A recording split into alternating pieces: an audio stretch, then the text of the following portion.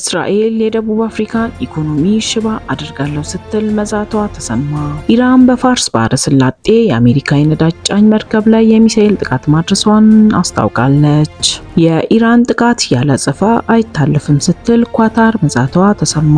ቱርክ ኢራንን አስጠነቀቀች። አስፈላጊ ሆኖ ሲገኝ ጣልቃ እንደምትገባም በዛቻ አስጠንቅቃለች።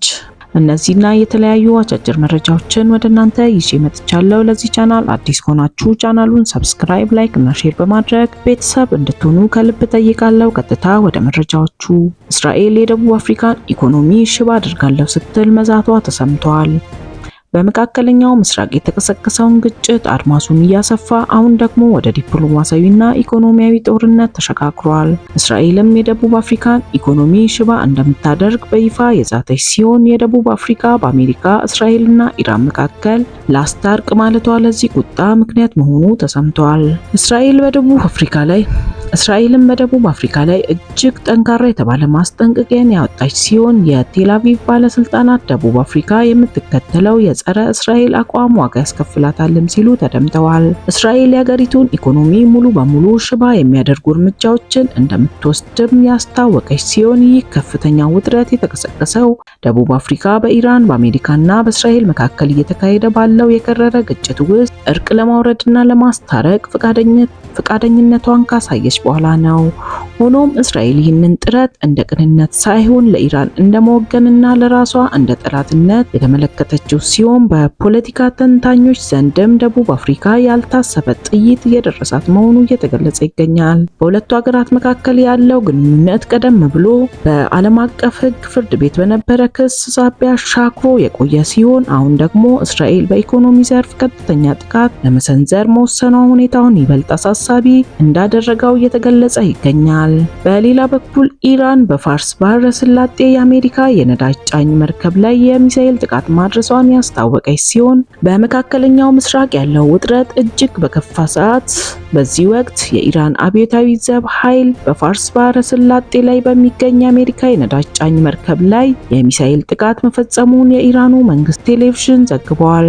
የኢራን መንግስት መገናኛ ብዙሃን እንደገለጸው ከሆነ ጥቃቱ የተፈጸመው በዛሬው ዕለት ሐሙስ መጋቢት 26 ቀን 2018 ዓ.ም እንደ አውሮፓውያን አቆጣጠር ማርች 5 2026 በባህር ሰላጤ ሰሜናዊ ክፍል ነው። የአብዮታዊ ዘብ ኃይሉ ባወጣው መግለጫ መርከቧ በሚሳኤል ተመታ አሁን በእሳት እየተቃጠለች መሆኑንም ያስታወቀ ሲሆን ይህ ጥቃት የተፈጸመው ከአንድ ቀን በፊት IRIS የተሰኘ የኢራን የጦር መርከብ በህንድ ውቅያኖስ ላይ በአሜሪካ ሰርጓጅ መርከብ ተመታ መስጠሟን ተከትሎ እንደሆነም ተመላክቷል። የኢራን የውጭ ጉዳይ ሚኒስትር አባስ አሜሪካ በፈጸመችው በዚሁ ጥቃት 87 መርከበኞችን መግደላቸውን ገልጸው አሜሪካ ለፈጸመችው ድርጊት በጽኑ ትጸጸታለች ሲሉ መዛታቸው ይታወሳል። ኢራን በተጨማሪም በሆርሙዝ የባህር ሰርጥ ላይ ሙሉ ቁጥጥር ማድረጓን የጦርነት ቀጠና መሆኑን በመግለጽ አሜሪካ ከእስራኤል ጋር ግንኙነት ያላቸውን የንግድ ጦር መርከቦች እንዲያልፉ ማስጠንቀቂያም ሰጥታለች። እስካሁን ድረስ የአሜሪካ ማዕከል እዝ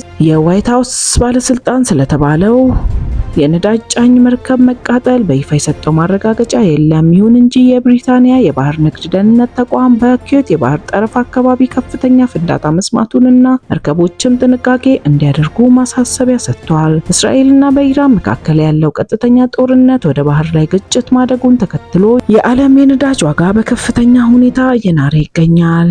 በሌላ በኩል ደግሞ የኢራን ጥቃትን ያላጸፋ እንደማታል ኳታር ተናግራለች።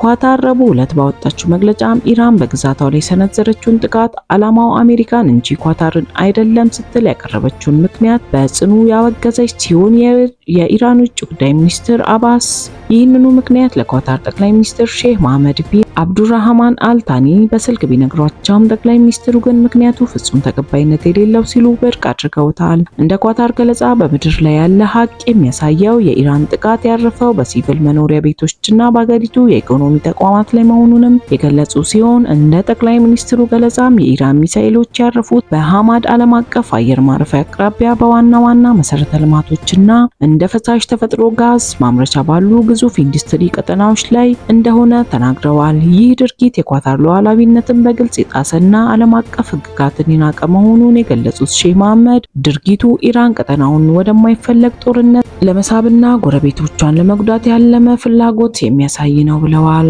ኳታር ከዚህ ጦርነት ራሳቸውን ባገለሉ የጎረቤት ሀገራት ላይ የሚሰነዘረው ጥቃት በአስቸኳይ እንዲቆም የጠየቁ ሲሆን የኢራን እርምጃ ምንም አይነት የሰላም ፍላጎት እንደሌለው የሚያሳይ መሆኑን የገለጹት ባለስልጣኑ ኳታር ሁልጊዜ ለዲፕሎማሲ ቅድሚያ ብትሰጥም ሉዓላዊነቷና ደህንነቷ የሚጋፋ ማንኛውም ጥቃት እንደምትመክትም አስታውቀዋል። አክለውም የኢራን ጥቃት ያለ አጸፋ አይታለፍም በማለት በተባበሩት መንግስታት ድርጅት ቻርተር አንቀጽ 51 መሰረት ሀገራቸው ራሷን የመከላከል መብቷን እንደምትጠቀምም አስጠንቅቀዋል።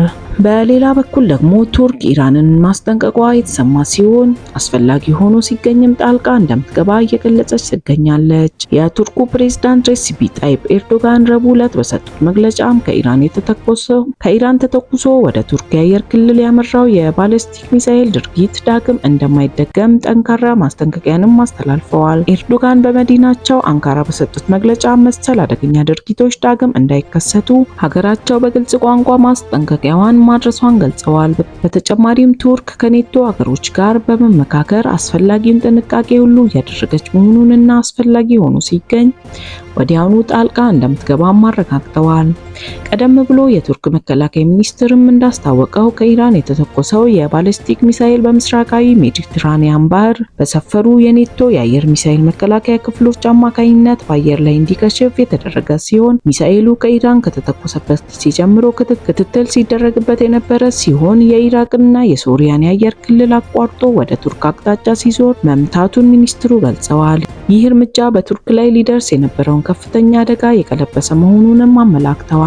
ሚሳኤል በአየር ላይ ከተመታ በኋላ ፍርስራሹ በደቡብ ቱርክ ካታይ ግዛት በሚገኝ ዶርቲዮስ በተባለ አካባቢ ተገኝቷል። የመከላከያ ሚኒስትሩ ባደረገው ምርመራ የተገኘው ፍርስራሽ ሚሳኤሉ ለመምታት ጥቅም ላይ የዋለው የመከላከያ ትጥቅ እንጂ የጥቃት ሚሳኤል አካል አለመሆኑንም አረጋግጧል። በዚህ አጋጣሚ በሰው ሕይወትም ሆነ በአካል ላይ የደረሰ ጉዳት አለመኖሩ የተገለጸ ሲሆን ድርጊቱ ግን በቀጠናው ያለውን ውጥረት ይበልጥ አባብሶታል። በስተመጨረሻም ወደ አዘጋጀውላችሁ መረጃ ስንሸጋገር በኔቫዳ የጦር ሰፈር አቅራቢያ የተከሰቱ ተከታታይ የመሬት መንቀጥቀጦች የኒውክሌር ሙከራ ሳይደረግ እንዳልቀረ እየተነገረ ይገኛል። በኔቫዳ ግዛት በሚገኘው ለከፍተኛ ሚስጥራዊ የጦር መሳሪያ ሙከራዎች በሚታወቀው የቶኖፓ የሙከራ ጣቢያ አቅራቢያ ባለፈው አንድ ሳምንት ውስጥ ከመቶ በላይ የመሬት መንቀጥቀጦች መመዝገባቸውን ተከትሎ ከፍተኛ መነጋገሪያ ሆኗል። ይህ ራቅ ያለ ወታደራዊ ክልል ከላስ ቬጋስ በስተሰሜን ምስራቅ የ3 ሰዓት ያህል መንገድ ርቀት ላይ የሚገኝ ሲሆን ኤሪያ 51 ተብሎ ከሚጠራው ዝነኛው የሚስጥራዊ የጦር ሰፈር ጋር አዋሳኝ ነው። እንደ አሜሪካ የጂኦሎጂ ጥናት ተቋም መረጃ ከሆነ ባለፈው ሳምንት ውስጥ የተመዘገቡት መንቀጥቀጦች በሬክተር ስኬል 1.0 እስከ 4.3 የሚደርስ መጠን ያላቸው ሲሆኑ ከነዚህ መካከልም እሁድ ዕለት ከቶኖፓ ከተማ በስተሰሜን ምስራቅ 48 ማይል ርቀት ላይ የተከሰተው የ4.3 መጠን ያለው መንቀጥቀጥ በጠንካራነቱ ቀዳሚውን ስፍራ ይይዛል። ይህ ተከታታይ የሴስሚክ እንቅስቃሴ የተከሰተበት ወቅትም አሜሪካና እስራኤል በኢራን ላይ ጥቃት በፈጸሙበት በዓለም አቀፍ ደረጃ ወታደራዊ ውጥረት በነገሰበት ሰዓት መሆኑ አሜሪካ አዲስ የኒውክሌር መሳሪያ ሙከራ እያደረገች ሊሆን ይችላል የሚሉ ግምቶችና ስጋቶችን በስፋት አስነስተዋል። ምንም እንኳን የዘርፉ ሳይንቲስቶች እንቅስቃሴው ተፈጥሯዊ ሊሆን እንደሚችል ቢገልጹም የአሜሪካ ባለስልጣናት እስካሁን ስለ መንቀጥቀጦቹ መንስኤ በይፋ የሰጡት ማረጋገጫ የለም። ስለተከታተላችሁኝ ከልብ አመሰግናለሁ። ሰናይ ጊዜ እንዲሆንላችሁ መልካም ምኞቴ ነው። ሰናይ ጊዜ